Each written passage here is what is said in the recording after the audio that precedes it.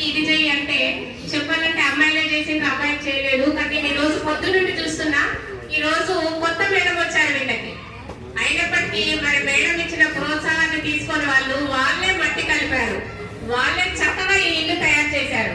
చెప్పాలంటే ఈ రోజు అమ్మాయి వచ్చిందా కీర్తన 9th క్లాస్, చెప్పు మీ కబుర్లు ఇంత, ఈ ఇల్లు తయారు చేసుకొస్తా అని చెప్పింది, కానీ ఆమె తయారు చేసుకురాలేకపోయింది. వీళ్ళు పొద్దు నుంచి వీళ్ళు చేస్తున్నది నేను చూస్తున్నా. చక్కగా మట్టి కలిపారుగా, ఇట్లా ఇట్లా మన చపాతి కర్రలాగా తయారు చేశారు, నేను చూస్తూనే ఉన్నా. ఆ పొడుగ్గా వచ్చిందాన్ని ఈ చుట్టూ పెట్టారు, మళ్ళీ ఇంకొకటి పొడుగ్గా చేశారు, మళ్ళీ దాన్ని చుట్టూ పెట్టారు. అంతే కదా చేసింది.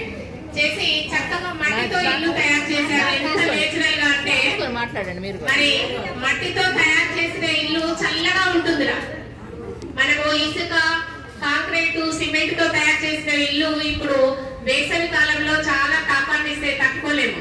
ఇది చక్కగా మట్టితో తయారు చేశారు. వీటి పైకప్పు కూడా మట్టితోనే ఉంది, టారెస్ పైకి లోపల చెట్టు ఉంది, పైన మట్టితో తయారు చేశారు. ఇంతకుముందు ఇలాంటి ఇల్లులు ఉండేవి, సున్నంతో వేసేవాళ్ళు, టారెస్ బిల్డింగ్ అనేది. ఆ విధంగా చాలా చక్కగా తయారు చేశారు. చిన్నారులకి పాఠశాల తరఫున శుభాశీస్సులు. వీళ్ళకి వచ్చిన మీరు ఎట్లా తయారు ఎలా చేశారో చెప్పండి. ఎలా తయారు చేసి చెప్పండి.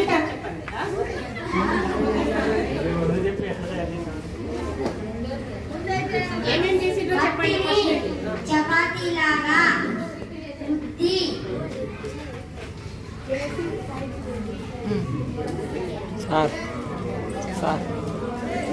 ఏం చేస్తావు చెప్పు. తర్వాత ఏం భయం ఏం లేదు, అందరం మనమే. ఏం కట్టారా? గోడలు తయారు చేశారు. ఎంతమంది ఉండొచ్చు ఆ డాబాలో? స్కూల్ పెట్టుకుందామా? అందులో మీరు ఉంటారా? చెప్పండి. అందులో స్కూల్ పెట్టుకుందామా? మీరు ఉంటారా? చెప్పాలి. ఎందుకు చేశారు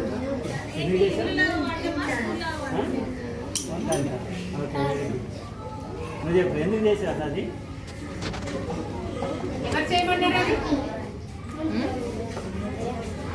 చెప్పలేదు. ఎందుకు నాటారా? గాలి కోసం.